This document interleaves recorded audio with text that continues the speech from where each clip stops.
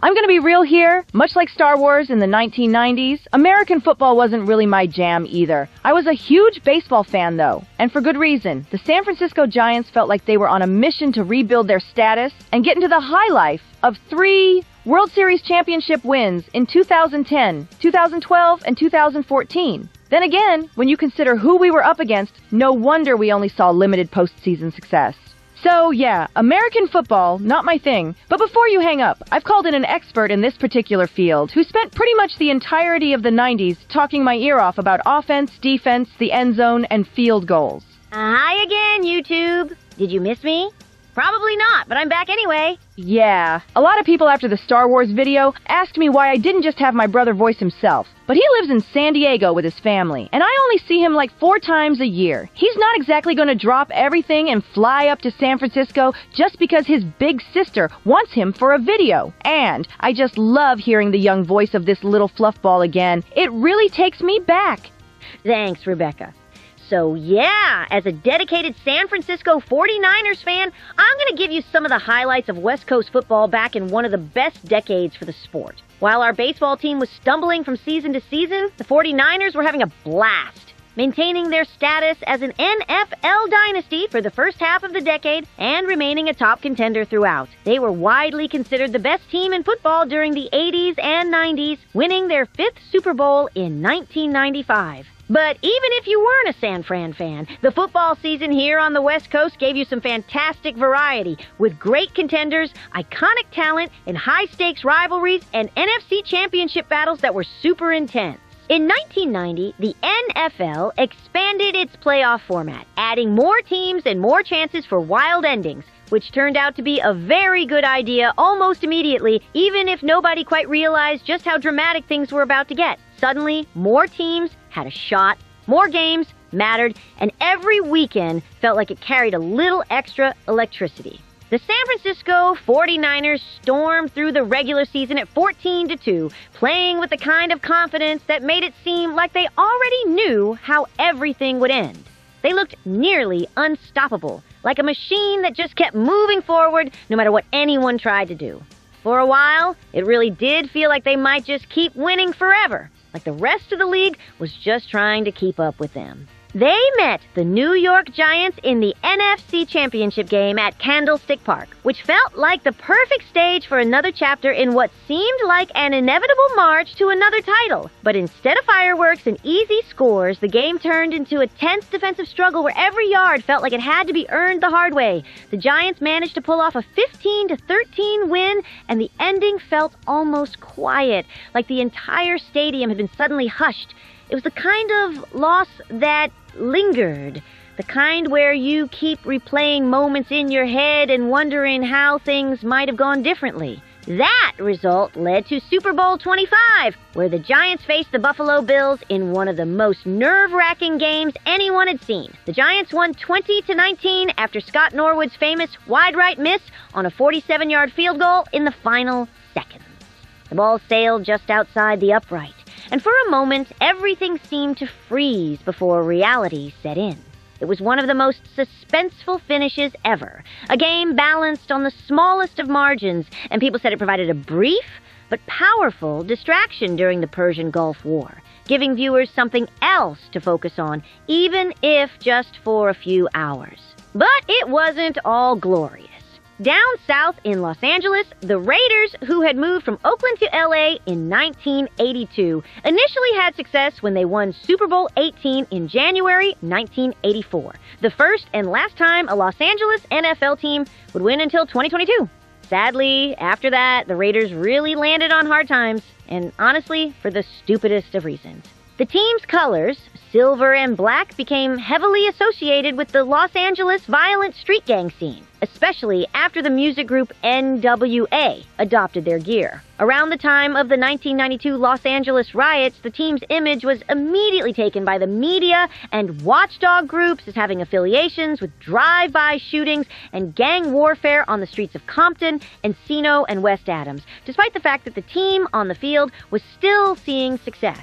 It was kinda like blaming the company who created your school math textbook for the obscene image you may have doodled on it while you were bored out of your mind in algebra class.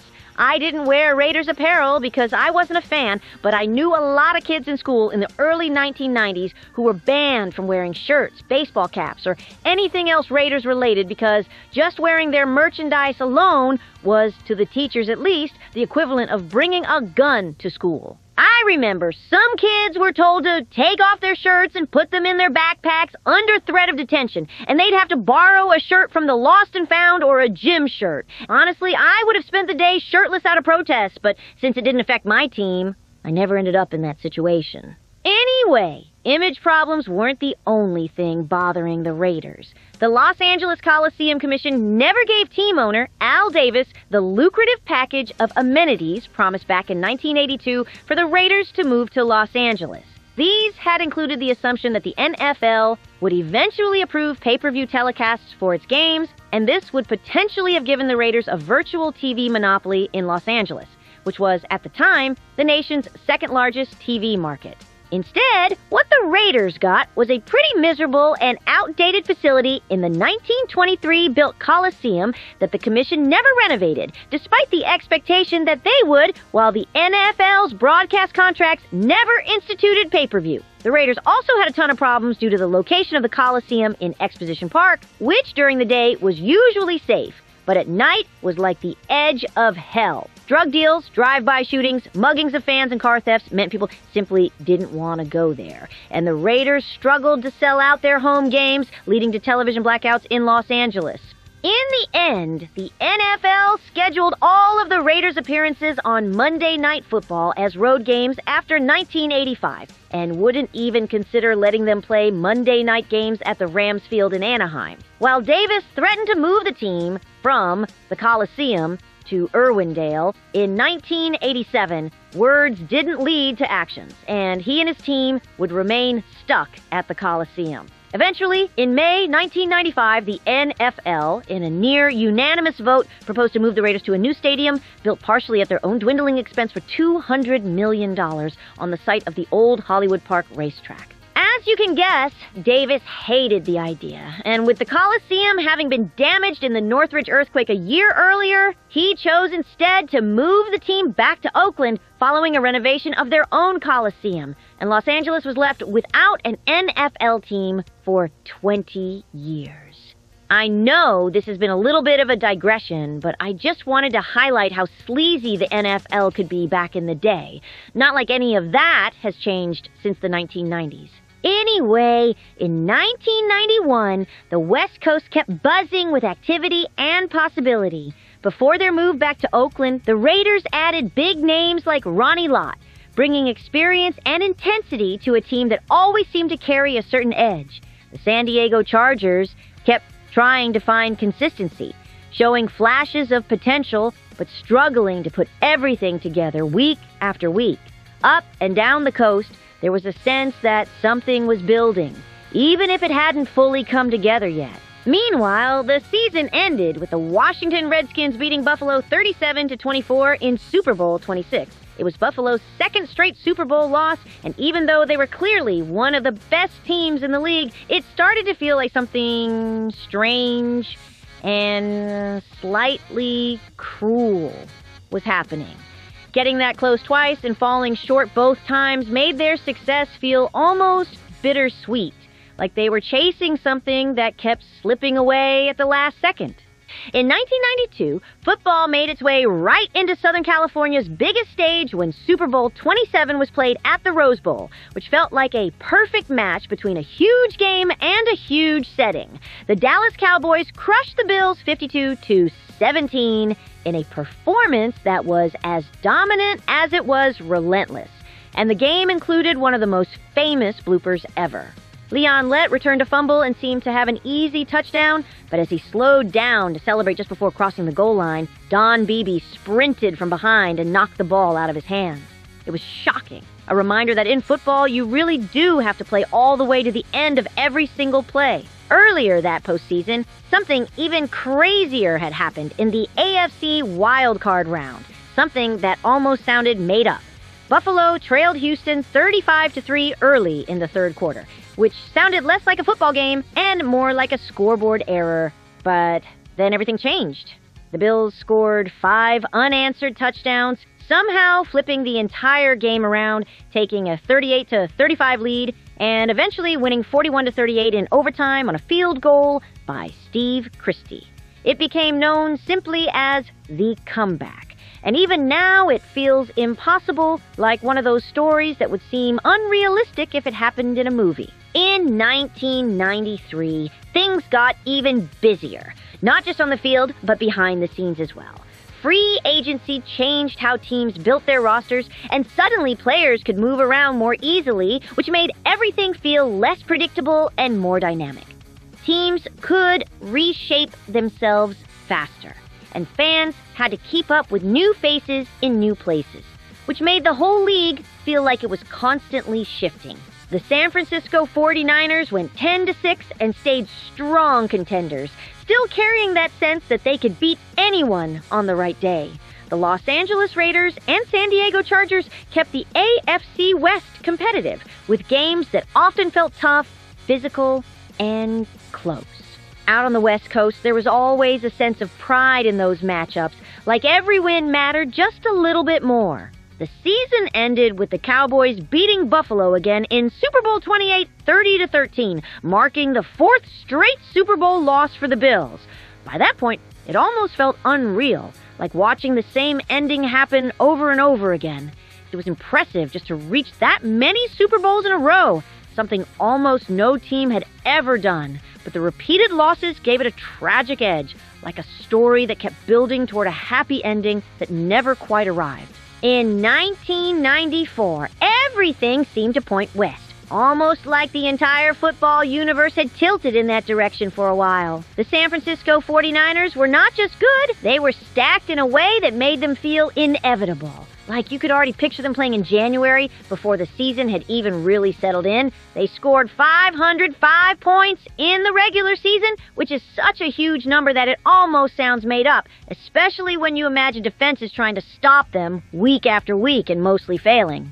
Steve Young was playing at a level that felt almost unreal, throwing with precision and confidence, moving in the pocket like he had all the time in the world, and making decisions so quickly it was like he already knew what was going to happen. Jerry Rice, meanwhile, continued doing things that made record books look temporary, passing the all-time touchdown mark and somehow still making it look routine, like breaking records was just part of his weekly schedule. When the playoffs arrived, everything built toward that enormous showdown with Dallas, which had already become the rivalry everyone circled on the calendar. In the NFC Championship game, the 49ers exploded out of the gate with a 21-0 lead, and it felt like the stadium itself was shaking with energy.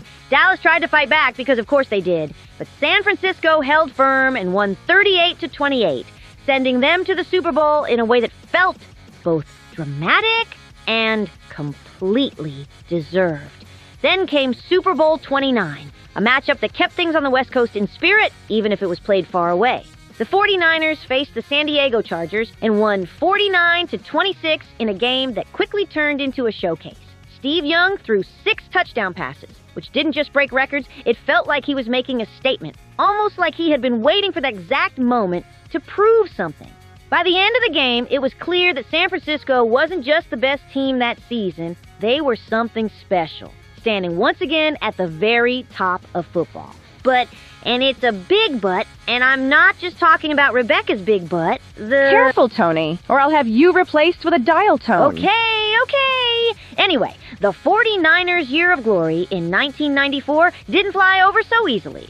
During that same year, the 49ers were involved in a salary cap scandal that, through some creative and, let's be real here, probably illegal accounting methods, meant they could bypass the newly instituted $34.6 million salary cap. The strategy was to build a super team capable of beating the Dallas Cowboys, using massive creative signing bonuses and deferred payments to keep stars such as Deion Sanders to large, restructured contracts while adding expensive free agents, with the loopholes being rewriting contracts to delay compensation until after the pact expired, which violated the spirit and sometimes the letter of the league's new rules. Though it wouldn't be until the end of the decade that this scandal would be revealed, with players like Tim McDonald and Jim Druckenmiller having undisclosed side agreements to receive money outside the salary cap. The team was eventually fined $300,000 in 2000 and lost 2 draft picks during a 2001 fifth round and 2002 third round pick.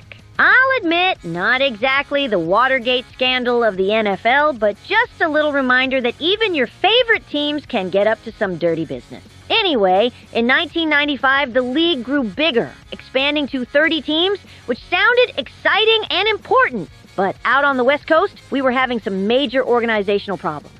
Apparently, the Raiders weren't the only ones sick of the Los Angeles NFL scene, as during that same year, the LA Rams also moved out of the city to become the St. Louis Rams. Much like the Raiders, the Rams had been struggling for years with aging infrastructure, most notably their field at the Anaheim Stadium, where they'd been playing from since 1980, but had to share the ground with the Angels baseball team.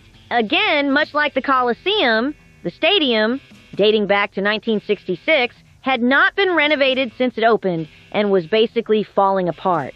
Couple that with a pretty poor team performance during the late 80s and early 90s, the Rams also had falling attendance and television blackouts.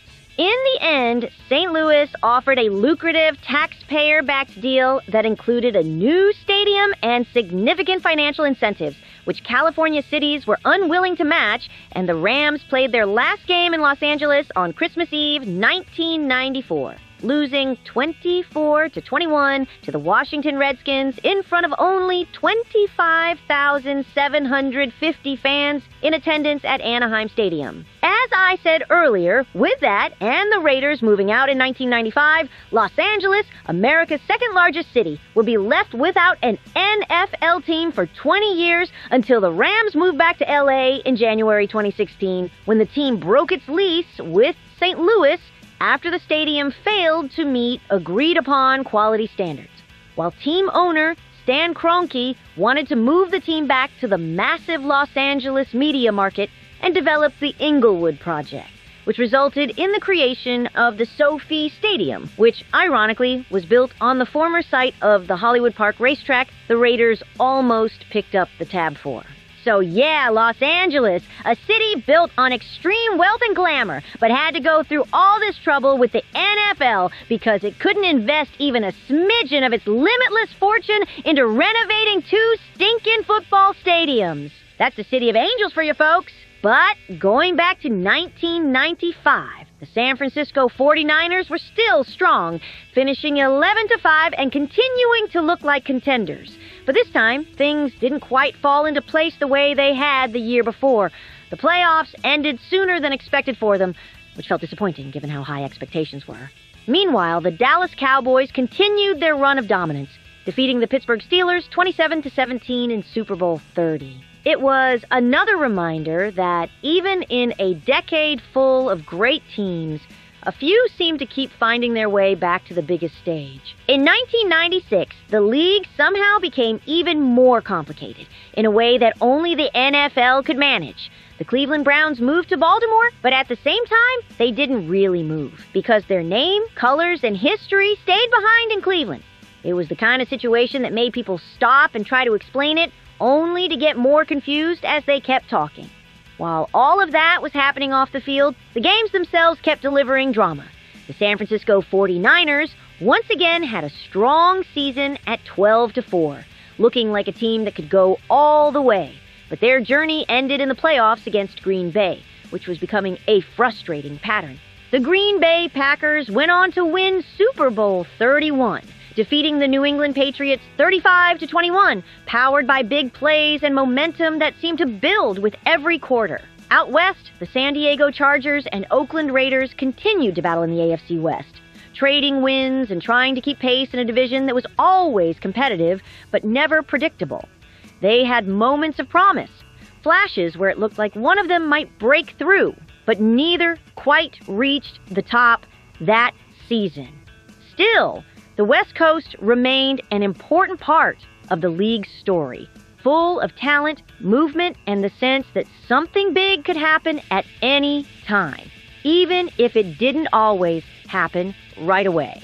In 1997, the West Coast was still very much part of the action, and it really felt like every Sunday had something important happening, like you couldn't look away for even a second, or you might miss something huge. The San Francisco 49ers went 13-3 and earned the top seed in the NFC, which meant playoff games at home in front of roaring, waving, red and gold crowds that made Candlestick Park feel like it was shaking. They were powerful, confident, and seemed like they always knew exactly what to do. In the divisional round, they defeated the Minnesota Vikings 38-22 in a game where everything seemed to click at once, with big plays, sharp passes, and just enough toughness to keep control. But then came the NFC Championship game where they ran into the Green Bay Packers again. And it felt frustrating, like trying to beat the same boss level over and over. The 49ers lost, and it left that lingering feeling that they had been so close to something even bigger. Out west, the Seattle Seahawks also had their own place in history that year, even if it wasn't always about winning championships. They hosted the NFL's 10,000th regular season game, which sounds like a number so big it almost doesn't seem real, and they made it count by beating the Oilers 16-13 in a tight, determined game at the Kingdome. It was one of those moments where you realize the sport has been going on for a very long time, with thousands of games leading up to that one. The season ended with Super Bowl 32 in San Diego, which made it feel even more like the West Coast was at the center of everything. In that game, the Denver Broncos defeated the Green Bay Packers 31-24, finally breaking the NFC's long winning streak. The most unforgettable moment came when John Elway dove forward for a first down and got spun in the air like a helicopter, which looked almost impossible and also a little bit scary, but also incredibly brave. That play seemed to carry the whole team forward, and it's still replayed all the time because it just looks like pure determination. In 1998, everything somehow felt even bigger, louder, and faster, like the league had turned up the volume. The Denver Broncos started 13-0, which made people wonder if they might actually go undefeated, which is something everyone talks about but almost never happens. Every week, they kept winning, and it started to feel like they might not lose at all. But then, in a surprising twist, they lost to the New York Giants 20-16 on a late touchdown, which reminded everyone that football can flip in a single moment. At the same time, individual players were doing things that seemed almost unreal. Running backs Barry Sanders and Terrell Davis both crossed the 2,000 rushing yard mark in back-to-back seasons, which sounded like something you'd only expect if someone accidentally set the difficulty too low in a video game. It showed just how explosive the game had become. The San Francisco 49ers went 12-4 and once again found themselves in the playoffs, which almost felt like their natural place. They hosted a wild card game against the Green Bay Packers, and that game turned into one of the most exciting finishes ever. Trailing late, Steve Young dropped back and fired a pass into a crowd of defenders to Terrell Owens, who somehow caught it for the game-winning touchdown, making the final score 30-27. It became known as the Catch 2. And it really did feel like lightning striking twice. It was one of those plays where everyone watching just kind of shouted at the same time, whether they meant to or not. The Broncos, still powerful and determined, went on to win Super Bowl 33, defeating the Atlanta Falcons 34-19, and it felt like they had fully taken control of the late decade. In 1999, the decade wrapped up in a way that felt both like an ending and a beginning, which is a strange feeling, but also kind of perfect for football. Instant replay returned to the game, bringing challenge flags and second looks at big plays, which meant coaches had new strategies and fans had even more reasons to argue about what really happened. The San Francisco 49ers struggled that year, finishing 4-12, which felt unusual and almost uncomfortable after so many seasons of excellence, like seeing a great team suddenly have to figure things out again. Meanwhile, the Seattle Seahawks quietly put together a 9-7 season and won the AFC West, showing that consistency and persistence could still matter just as much as flash. The season ended with one of the most dramatic finishes anyone had ever seen.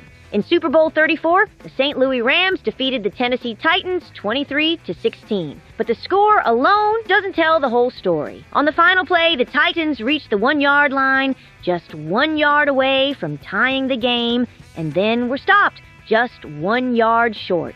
It became known as the tackle, and it felt like time slowed down as the play happened. It was the kind of ending that made people sit there for a moment afterward, just thinking about how close everything had been. So yeah, the 1990s, up there with the 2010s as one of the best decades for West Coast American football. Rules changed to make the game faster and more exciting. Offenses exploded with points and yards. Attendance reached record highs, and the sport became more popular than ever before. New teams joined, old teams moved, and the West Coast, with its sunshine, packed stadiums, and star players, was always right in the middle of it. There were dynasties that felt unstoppable, heartbreaks that seemed unfair, comebacks that didn't seem possible, and moments that still get talked about like they just happened yesterday. And even though the decade ended, it didn't really feel like an ending at all. It felt more like someone had just pressed pause at the most exciting possible moment, with the crowd still buzzing and the next play just about to begin. Now, as you can see, all this talk of football has driven away my big sister, just like it did back in the 1990s, so it looks like I'll be running the show from now on. No, you're not. Come on! Can't I talk about the best brand of mouthguard, or padded pants, or shoulder pads? Tony, boys don't wear shoulder pads unless you're cross-dressing as a businesswoman from 1987. Har, har, har. That joke's so funny, I forgot to laugh. All right. Anyway, you want a drink or something while you're here? Oh, yes, please. Come along, let's sing, where the joy will bring. Tune into the beat, feel the magic, it's true. Channel 19 Dynasties, we're here just for you.